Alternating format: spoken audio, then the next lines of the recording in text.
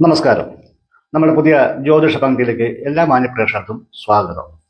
ഇന്നിവിടെ പറയാൻ പോകുന്നത് ഭാഗ്യ എന്നറിയപ്പെടുന്ന ഉത്തരം നക്ഷത്രത്തിലേക്കാണ്. ഉത്തര ഫാൽഗുനി എന്നും ഈ നക്ഷത്രം പറയാറുണ്ട്.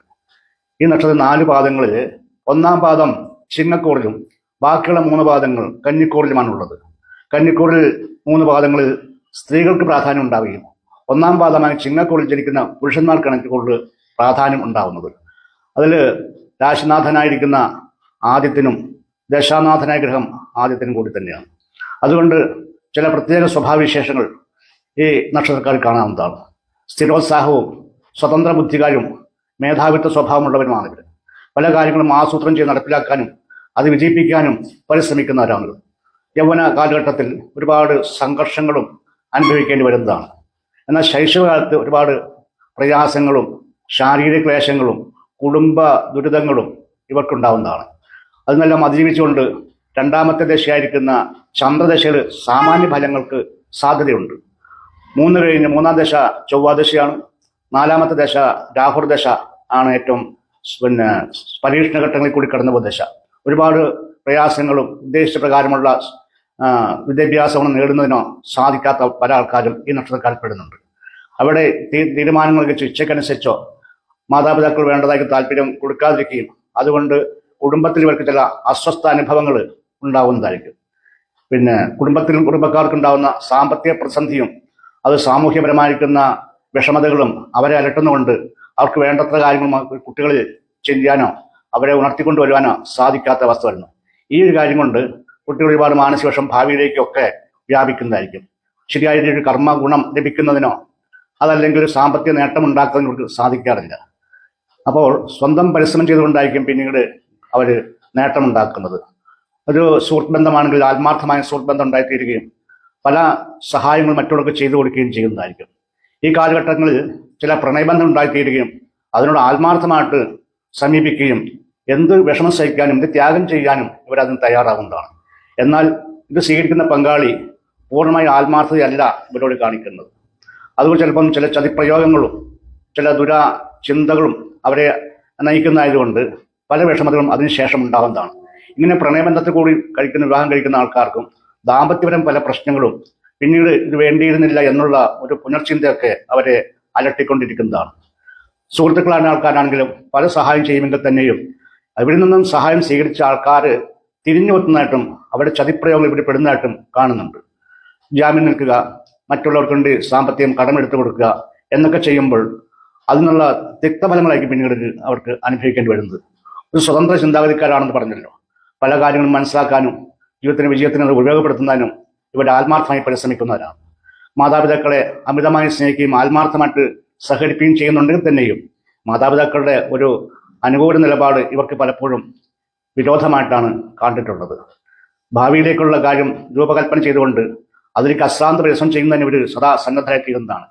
ഒരു പ്രവൃത്തി പല പ്രാവശ്യം ചെയ്തിട്ട് പരാജയമാണെങ്കിൽ പിന്നീട് അത് നിൽക്കാതെ അടുത്ത സ്റ്റെപ്പിലേക്ക് പോകാൻ വേറൊരു മാർഗം കണ്ടെത്താനും ഇവർ സദാ പരിശ്രമിക്കുന്നതായിരിക്കും. ആദ്യത്തെ ദശയിലായിരിക്കുന്ന സൂര്യദശ ആത്മാഭിമാനം വർദ്ധിപ്പിക്കുന്നതിനും ഒരു ആത്മബോധം വളർത്തുന്നതിനും മറ്റുള്ളവരെ നിയന്ത്രിക്കുന്നതിനും കഴിയുന്നതിനും അവരെ പറഞ്ഞു ബോധ്യപ്പെടുത്തുന്നതിനും ഇവർക്ക് ഒരു അസാമാന്യ കഴിവ് തന്നെയുണ്ട്. ഉത്തര നക്ഷത്രപ്പെടുന്ന സ്ത്രീകൾ കന്നിക്കൂറുകാരാണെങ്കിൽ ഒരുപാട് സൗഭാഗ്യശീലങ്ങൾ അവർക്ക് അനുഭവവേദ്യമായി തീരാറുണ്ട്.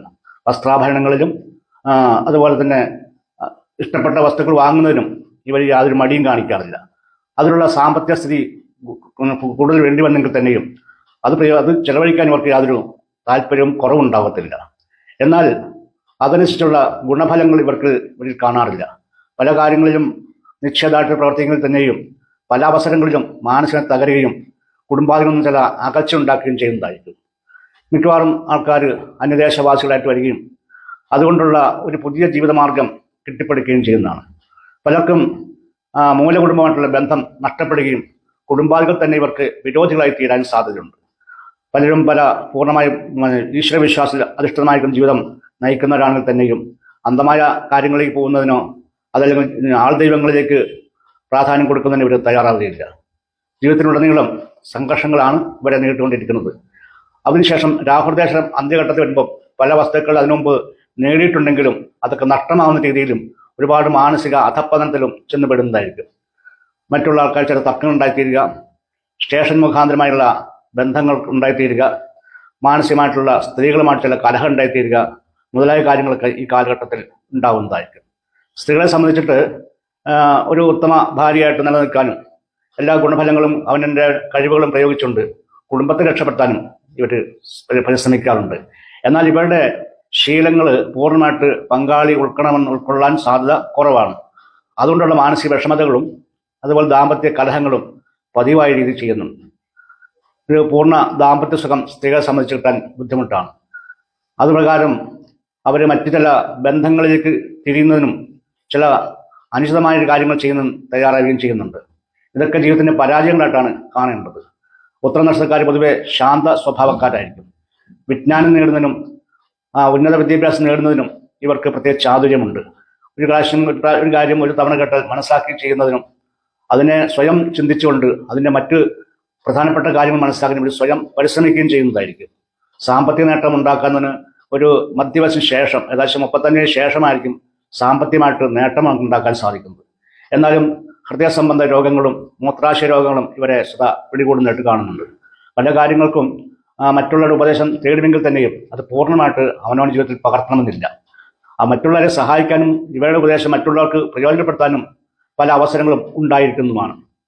ദൈവാധീനത്തിൽ ചിന്തിക്കുന്ന ആൾക്കാർ ആണെങ്കിൽ തന്നെയും പല രീതിയിലും ക്ഷേത്രപരമായ കാര്യങ്ങളൊക്കെ സന്ദർശിക്കുന്നതിനും പുതിയ അപ്രതീക്ഷിതമായി യാത്ര ചെയ്യുന്നതിനും ഇവർക്ക് ഇടവരുന്നതാണ്.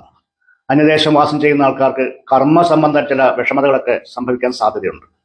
വർഷത്തിന്റെ ആരംഭത്തിൽ രത്നരാശിയുടെ ശത്രുസ്ഥാനാധിപനായ ഗ്രഹം നിവർത്തി അഷ്ടമരാശിയിൽ 6ാമത്തെ രാശി നിൽക്കുന്നതായതുകൊണ്ട് സാമ്പത്തിക ക്ലേശങ്ങളും ദുരിതങ്ങളും ഇവിടെ സദാ പിന്തുടർന്നുകൊണ്ടേയിരിക്കുന്നതാണ്. എന്നാൽ ഭാഗ്യരാശി നിൽക്കുന്ന സർവേശ്വരകാരനാകുന്ന ഗുരുവിന്റെ വീക്ഷണം വരുന്നതായതുകൊണ്ട് കുറേ ഗുണങ്ങൾ കന്നിക്കൂറുകാർക്ക് അനുഭവവേദ്യമായി തീരുന്നതാണ്. ചിങ്ങക്കൂറുകാർക്കാണെങ്കിൽ കേന്ദ്രരാശി നിൽക്കുന്ന വ്യാഴത്തിന്റെ അനുകൂല ഗുണം വരുന്നതായതുകൊണ്ട് ശനിദോഷം അത്ര ഗൗരവമായിട്ട് ഇവർക്ക് അനുഭവപ്പെടാറില്ല. സാമ്പത്തിക രംഗത്തെ കുറിച്ച് ഗുണമുണ്ടായിത്തീരുകയും മാനസിക സന്തോഷം ഉണ്ടായിത്തീരും ഒക്കെ ചെയ്യുന്നുണ്ടെങ്കിൽ തന്നെയും മാർച്ച് 29 ശേഷം ശനിയുടെ മാറ്റം 7ാമത്തെ രാശിയായിരിക്കുന്ന മീനരാശി വരുന്നതായതുകൊണ്ട് കന്നിക്കൂറുകാർക്ക് ചില കണ്ടശനി ദോഷങ്ങളാണ് ഉണ്ടായിത്തീരുന്നത്. സ്ഥാനമാറ്റം, ഗ്രഹങ്ങളുടെ വിൽപ്പന അല്ലെങ്കിൽ ഭൂമി വാങ്ങൽ എന്നീ കാര്യങ്ങൾക്ക് ചില തടസ്സങ്ങളും ഉണ്ടാവുകയും അതുകൊണ്ടുള്ള സാമ്പത്തിക ഋണബാധ്യത ഉണ്ടാവുകയും ചെയ്യുന്നതായിരിക്കും. എന്നാൽ മെയ് 14-ാം തീയതിക്ക് ശേഷം വ്യാഴം ലാഭസ്ഥാനമായിരിക്കുന്ന 11ാം രാശിയിലേക്ക് വരുന്നപ്പോൾ ചിങ്ങക്കൂറുകാർ കുറെ അഭീഷ്ടസിദ്ധികളും സന്താനങ്ങളുടെ സന്തോഷങ്ങളും അവർക്കുള്ള കാര്യഗുണങ്ങളും ഉണ്ടാവുന്നതാണ്. ഉന്നത വിദ്യാഭ്യാസം ചെയ്യുന്ന കുട്ടികൾക്ക് അതിനുള്ള അവസരം കൈവരികയും അതിനുള്ള തടസ്സമായി നിൽക്കുന്ന സാമ്പത്തിക ക്ലേശങ്ങൾക്കുന്നൊരു വിമുഖത ഒരു ഗുണമുണ്ടാവുകയും ചെയ്യുന്നതായിരിക്കും. എന്നാൽ പിന്നീട് വരുന്ന അഷ്ടമത്തിൽ നിന്ന് വരുന്ന 6ാമത്തെ രാശിയിലേക്ക് വരുന്ന രാഹുവിന്റെ ദശാകാലത്തിൽ കന്നിക്കൂറുകാർക്കും ചിങ്ങക്കൂറുകാർക്കും ഒരുപോലെ ദുരിതങ്ങളും രോഗദോഷങ്ങളും ഉണ്ടാവുന്നതാണ്. കുടുംബത്തിൽ ചില അഭിപ്രായ ഭിന്നത ഉണ്ടായിരിക്കും, ബന്ധുജനങ്ങളോട് ചില കലഹം ഉണ്ടായിത്തീരുകയും ചെയ്യാൻ സാധ്യതയുണ്ട്. അതുപോലെ തന്നെ അപ്രതീക്ഷിതമായ യാത്രകളും മുതലായ കാര്യങ്ങളൊക്കെ വേണ്ടി വരുന്നതാണ്. എന്നാൽ തന്നെയും എല്ലാത്തിനും ഒരു അഭിവൃദ്ധി ഉണ്ടാക്കാനും ഉത്തരോത്തരം വിജയിപ്പിക്കാനുമുള്ള ഒരു പരിശ്രമം തന്നെയാണ് ഉത്തരനക്ഷത്രക്കാർ കാണിക്കുക.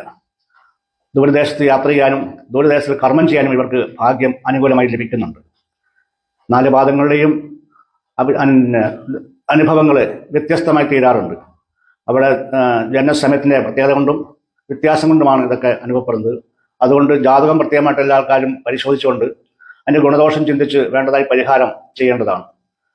ശ്രീരാമൻ, ശ്രീകൃഷ്ണൻ മുതലായ വിഷ്ണുവിൻ്റെ അംശാവതാര ക്ഷേത്രങ്ങളിലും ശനിദേവനെ പ്രാർത്ഥിക്കുകയും ചെയ്യുന്നത് വളരെ അനുകൂലമായിരിക്കും. എല്ലാ ഭാഗ്യങ്ങളും വരുന്നതിനായിട്ട് സ്വസ്ഥ മനസ്സോടുകൂടി പ്രാർത്ഥന ചെയ്യുകയും അതിനുള്ള വ്രതാനുഷ്ഠാനങ്ങൾ അനുഷ്ഠിക്കുകയും ചെയ്യുമ്പോൾ ഇവർക്ക് ഉത്തരോത്തരം വിജയം ഉണ്ടായിത്തീരുകയും ജീവിതം ഒരു സുന്ദരമായി തീരുകയും ചെയ്യുന്നതാണ്. ഇത്രയും കാര്യങ്ങൾ പറഞ്ഞുകൊണ്ട് അവസാനിപ്പിക്കുന്നു. കൂടാതെ ജാതകം ആവശ്യമുള്ള ആൾക്കാർ അവരുടെ തറവാട്ട് പേര്, മാതാപിതാക്കളുടെ പേരുകൾ, ഡേറ്റ് ഓഫ് ബർത്ത്, ടൈം എന്നീ കാര്യങ്ങൾ അറിയിച്ചു കഴിഞ്ഞാൽ എത്രയും വേഗം ജാതകം പൂർത്തിയാക്കി അവരുടെ എല്ലാ ഫലങ്ങളും അവരെ അറിയിക്കുന്നതായിരിക്കും. നമസ്കാരം.